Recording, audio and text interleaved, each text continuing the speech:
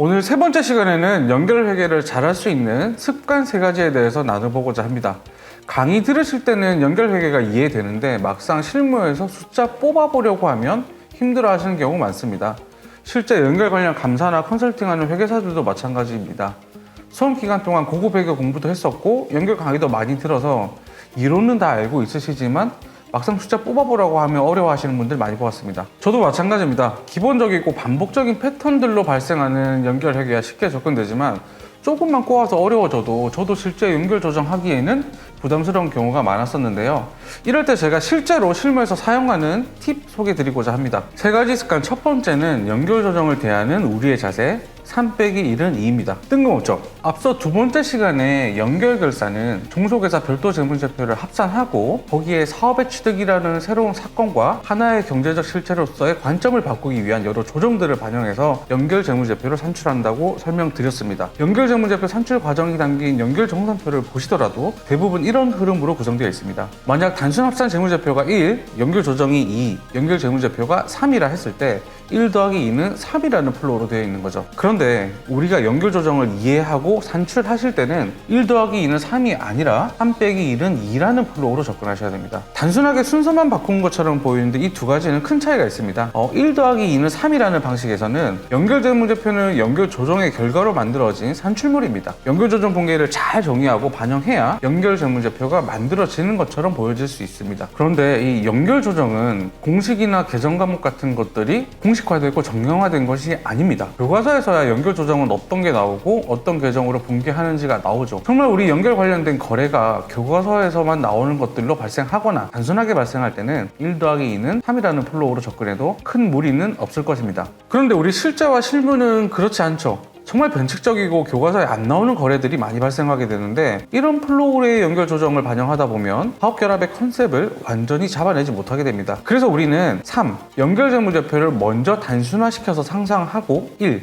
단순 합산 재무제표와 차이, 즉 3 빼기 1은 2라는 컨셉으로 연결 조정을 접근해야 합니다. 연결 조정이 정형화되지 않고 투비와 단순 합사의 차이 개념으로 들어가야 하는 이유는 단순 합산 재무제표에 반영된 거래나 분계들이 각 회사마다 다를 수 있기 때문입니다. 즉 투비 연결 재무제표의 모습은 정해져 있는데 단순 합산 재무제표가 다르다면 연결 조정 또한 그에 맞춰서 변형되어야 하는 것이지 정해진 공식으로 정형화된 걸 반영하다 보면 오히려 틀려버리게 됩니다. 예를 한번 들어볼게요. 교과서 같은 데 보면 내부 거래 제거할 때 흔히 차변의 매출, 대변의 매출 원가 이런 연결 조정을 제시합니다. 그런데 이건 내부 거래 당사자들이 하나는 매출로 인식했고 하나는 매출로 원가로 인식했다는 전제에서 이런 연결 조정 분계가 제시되는 것이지 만약 거래 당사자들이 다른 방식, 예를 들어서 매출하는 쪽에서 매출로 인식하지 않고 비용 차감으로 하는 경우도 상황에 따라 있을 수 있거든요. 이런 식으로 회계 처리했는데 정형화된 패턴대로 인식한 적도 없는 매출을 차감해버리면 연결 재무제표는 오히려 틀려버리게 되겠죠. 또 실무에서 발생하는 다양한 거래나 사건들에 대해서 정형화된 연결 조정만으로는 우리가 원하는 투비로 전환하는 데는 한계가 있습니다. 실무에서 보통 이런 것까지는 반영 잘 안 하기는 하는데요. 이해를 위해서 예를 한번 들어볼게요. A에서 B로 재고를 판매하는데 운반비 같은 것들을 A가 냈다면 그거 A 판관비에 맡겨 있겠죠. 그런데 연결 시각에서 그 거래는 그냥 A 공장에서 B 공장으로 공장 간 이동일 뿐인 것이고요. 그럼 그때 발생하는 운반비는 사실 제조원가 같은 개념이라서 일부는 비용화되지 않고 기말에 재고자산 원가에 남아있는 것이 더 합리적일 수도 있겠죠. 즉 판관비에 반영된 운반비를 매출원가 계정으로 대체하고 그중 일부는 재고자산 원가로 자산으로 인식하는 연결 조정이 나와야 할 수도 있는 것입니다. 이런 변칙적인 연결 조정 같은 경우에는 교과서나 기준서 같은 데서 정형화되지 않다 보니 1 더하기 2는 3이라는 방식으로 접근하게 되면 절대 보이지가 않고요. 투비 연결재무제표 먼저 상상하고 3 빼기 1은 2의 플로우를 가져갈 때 볼 수 있는 연결 조정입니다. 한 가지 주의점은 연결재무제표 자체를 3 빼기 1은 2로 산출하는 말씀은 아닙니다. 투비 연결재무제표를 하는 것이 실제로는 얼마나 많은 계정과 금액으로 구성되어 있을 텐데 그걸 어떻게 상상으로 만들어내겠습니까? 그런데 연결 조정은 나오는 계정도 몇 개 안 되고 개념적으로 단순화된 계정이나 금액 사용해서 방향만 잡은 다음에 나중에 실제 계정이나 금액으로 갈아 끼워버려도 되거든요. 그래서 연결 조정을 산출할 때는 3. 연결 재무제표도 충분히 단순화해서 상상하고 1. 단순 합산 재무제표도 3에 맞게 충분히 단순화시킨 후에 우리 의식의 흐름을 3 빼기 1은 2라는 컨셉으로 가져가셔서 연결 조정을 먼저 구하시고요. 그걸 실제 계정이 합산된 1에 더하셔서 1 더하기 2는 3의 방법으로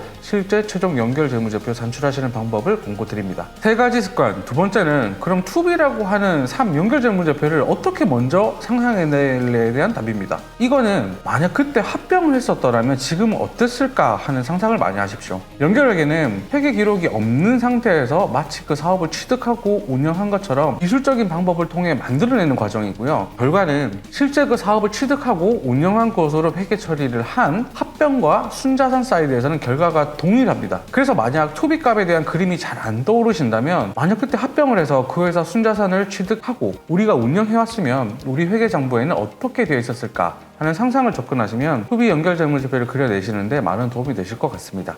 만약 합병을 했더라면 살 때 공정가치로 그 자산 부채를 사왔을 건데 기술적으로 합쳐놓고 보니 우리가 새로 사왔다는 사건 반영 없이 종속회사 역사적 원가로 되어 있어서 공정가치와 장부금액 차이나 그 이후에 삼각비 차이 같은 것들을 추가해주는 연결 조정 분기가 나오게 되는 것입니다. 또 만약 합병을 했더라면 우리가 주식 취득한 거 없이 그 회사 자산 부채를 공정가치로 사온 것인데 그게 회계 처리가 안 되다 보니 기술적으로 지배회사와 종속회사의 재무제표를 합쳐놓고 거기에 있는 지배회사 투자 주식과 종속회사 자본을 같이 적어해주는 처리가 나오는 것입니다. 내부거래나 미실현 손익도 마찬가지입니다. 기술적으로 합쳐놓고 보니 지배기업이 마진 붙여서 종속기업에 팔고 종속기업은 그걸 구매를 한 회계 처리가 다 들어와 있는데 만약 합병을 했더라면 그 거래는 우리의 A라는 공장에서 B라는 공장으로 이동한 것일 뿐이지 마진 붙이고 사고 팔고 하는 거래가 아니라서 내부 거래도 제거해주고 혹시 미실현 손익이 있다면 제거해주는 개념이 나오게 되는 것입니다.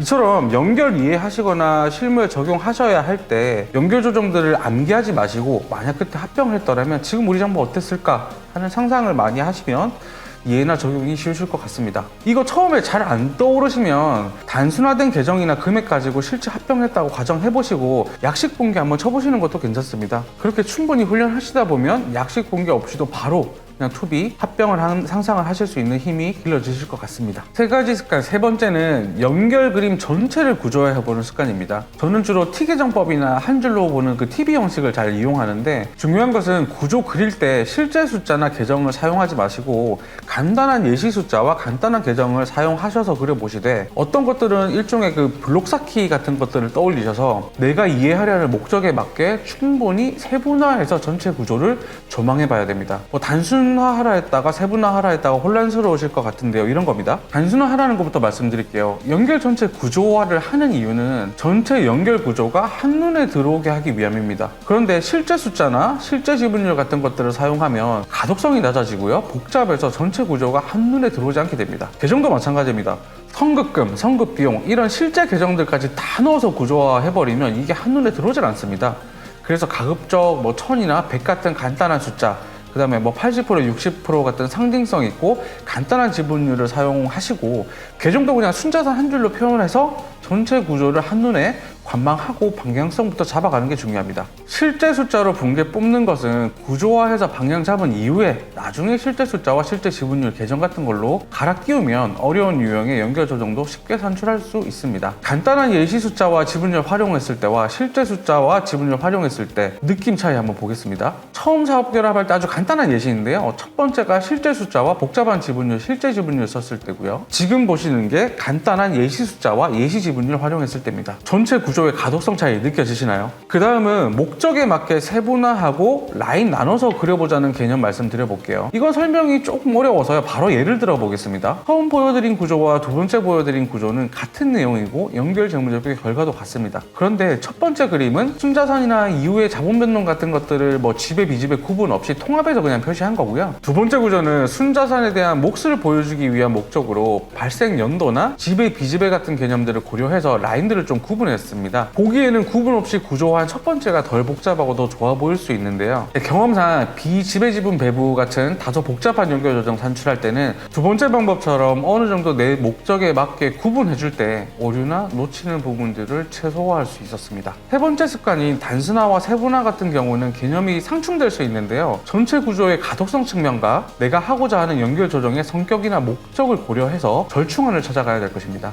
오늘 말씀드린 3가지 습관은 제가 실무에서 실제로 사용하는 방법들이고요. 사소해 보이지만 큰 차이를 불러온다고 생각합니다. 다음 시간부터는 기본적인 연결 주제들에 대해서 연결 조정 붕괴도 산출해보고 할 건데요. 저는 오늘 말씀드린 이 세 가지 방법을 모두 적용해서 설명드릴 계획입니다. 첫 번째부터 오늘 세 번째 컨텐츠까지 연결 회계, 연결 결산의 정의와 연결 회계 할 때 큰 차이를 불러올 수 있는 저만의 팁에 대해서 설명을 드렸는데요. 저는 연결 회계 강의 콘텐츠에서 제일 중요한 내용들이라고 생각합니다. 이 개념들이 확실히 잡혀 있어야 연결 회계를 암기하지 않고 이해하는 방향으로 접근하게 되실 거고요. 실무에서 다양한 케이스들을 만났을 때도 대응할 수 있는 유연함과 응용력이 생깁니다. 다음 콘텐츠부터는 이제 개념적인 부분들보다는 정말 연결 회계 각 주제들에 대해서 다뤄보겠습니다. 오늘도 구분 연결 회계 봐주셔서 감사드리고요. 다음 콘텐츠 연결의 시작, 사업을 지배하는 자에 대해서도 많은 기대를 부탁드리겠습니다. 감사합니다.